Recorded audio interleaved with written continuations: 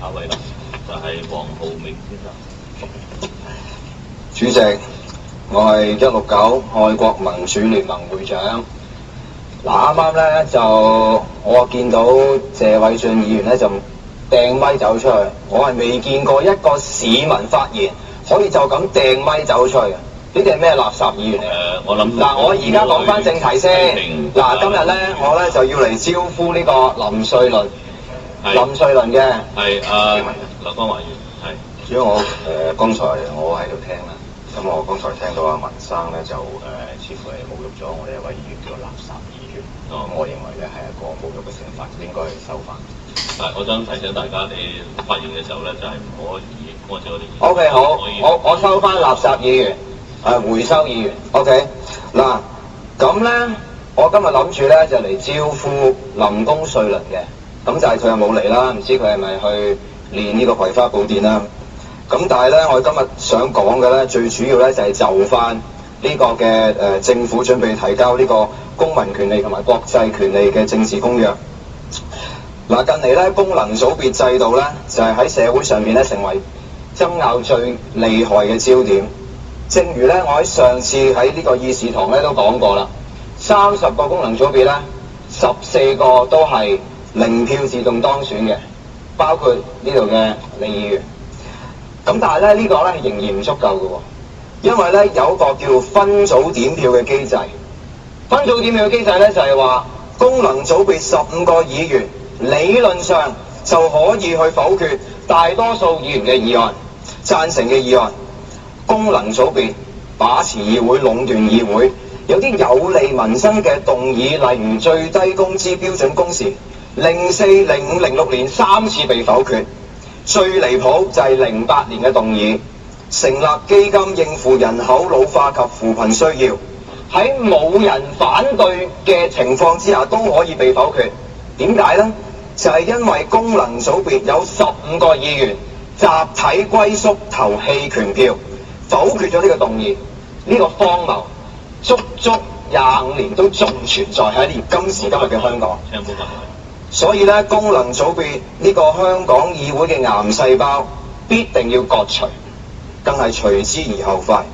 嗱，最近咧，喬曉陽提到佢個人理解普選嘅核心內容就係保障人人享有平等嘅選舉權，暗地裏將平等嘅提名權同埋參選權抹走，妄想以另類嘅形式去保存功能組別，咁樣仲係符合呢個嘅公約第25條醜所提到嘅普及而平等嘅選舉嘛。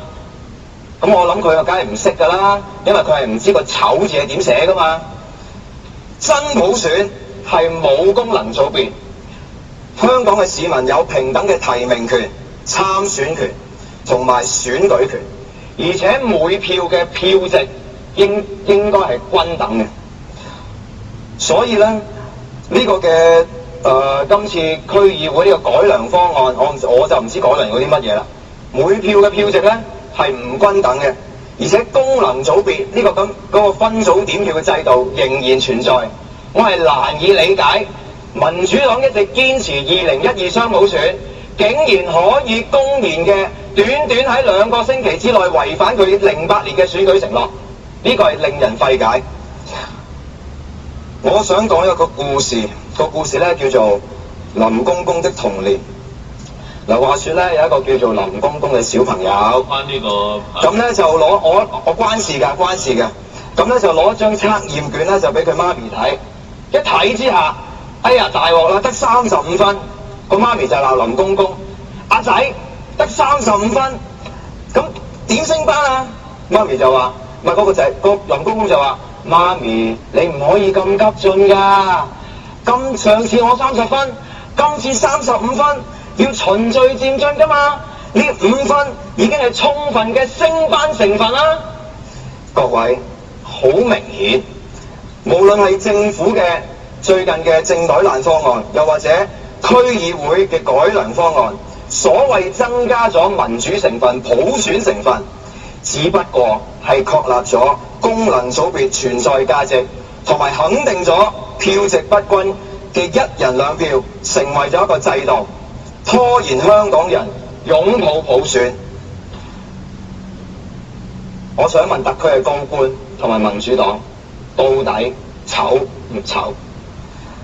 我認為政府喺提交呢份報告之前，必須承認喺功能組別制度裏邊導致選舉不公，有違公約第25條。而我並且要求港府立即撤回方案，取消分組點票，廢除功能組別，落實雙普選，洗心革面，為中華民族、為香港人提交一份有尊嚴嘅報告。時間夠啦嚇，請收聲。我發現你有張嘢貼咗喺度，又請你收翻埋先嚇，因為你已經表達你嘅意見完畢啦，係。